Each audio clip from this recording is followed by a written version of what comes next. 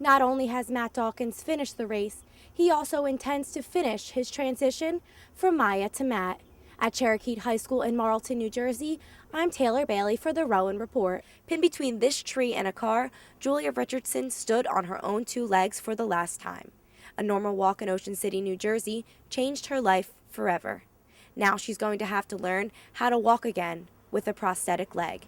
They say that Rowan University needs to continue to look at the big picture when it comes to drug bust at Rowan University. I'm Taylor Bailey. I will be here continuing to keep you updated all day. Now back to the news desk. And in Glassboro, New Jersey, I'm Taylor Bailey for the Rowan Report. I'm on Main Street in Manayunk, where the 26th annual Manayunk Arts Festival is being held. At just 17 years old, Maya Dawkins has a record-breaking track career at Cherokee High School in Marlton, New Jersey. But last year, she made the biggest decision of her life, to leave it all behind and transition to a male. There were a lot of layers of loss that went along with that. Initial shock and oh my gosh, how can all these pieces fall apart? After 9 months of taking testosterone shots and surgically removing her breast, Maya became Matt. Now Matt is starting his second season with the Cherokee boys track team. The biggest decision was, do I come out and be happy with myself, or do I stay running track and have a good career? Both Matt and his family agree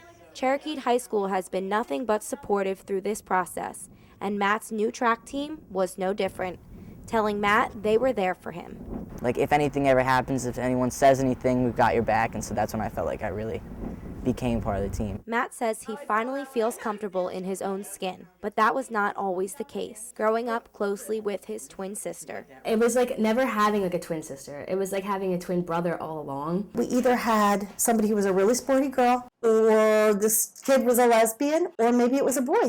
Matt says as a girl, he didn't feel like he was living, and switching genders was a matter of life or death. Just because I don't have the right parts, I know what I am. Not only has Matt Dawkins finished the race, he also intends to finish his transition from Maya to Matt.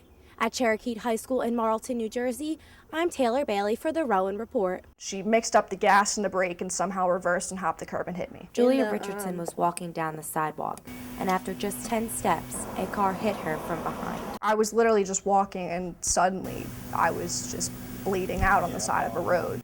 Pinned between this tree and a car, Julia Richardson stood on her own two legs for the last time. A normal walk in Ocean City, New Jersey, changed her life forever.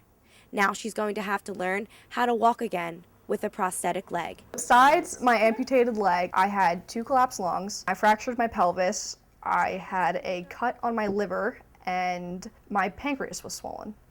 Initially, Julia had a hard time adjusting to her new body, which her physical therapist says is normal for amputee patients. Getting used to being okay with not having a leg and then being okay with having a prosthetic.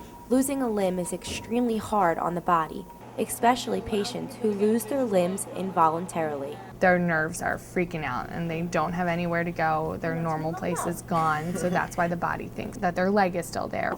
Anyone close to Julia can agree. Her spirit has not changed, even after suffering from something so traumatic. She just mans up for everything. She doesn't care. It's remarkable. Julia is now walking with her prosthetic leg and says this is just a scratch to her. People have no arms and no legs, and they're doing fine, and I'm missing part of one. In Ocean City, New Jersey, I'm Taylor Bailey for the Rowan Report. I'm outside of Rowan University's campus, where the Sigma Delta Tau sorority has been suspended. Last week, an alumni reported Instagram and Facebook photos that had leaked online showing 3 girls in blackface. This is all according to Vice President of Student Life, Dean Jones. The sorority was suspended last week on October 22nd, and they were now taken off suspension. They are back on because advocacy groups are asking Rowan University if this is a civil rights violation. The SET executive director says the pictures did not show any SET members and was not at an STT event.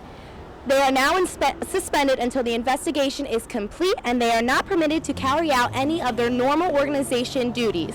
Joe Cardona, Vice President of the University Relations, says they are hoping that the Rowan University students are on high alert with Halloween coming up and are choosing their costumes wisely. Thank you, Candace. I'm outside of Mimosa Hall, where 21 19-year-olds have been arrested for the possession and the intent to distribute drugs. 10 of them were arrested for Class A narcotics. The police raided the apartment building at 7 o'clock a.m. this morning, and they found LSD, MDMA, and marijuana. Moments ago, Deputy Chief Carl Hausman held a press conference in Bosworth Hall and announced that the arraignment will be at 12 o'clock tomorrow in Woodbury. Hausman also said the videos used on the body cameras that the police wear can be used in the trial. Some students are asking for the footage because they say it will help them clear their names from this crime. The 19-year-olds have kept their names secret, and they will continue that way for the rest of the trial.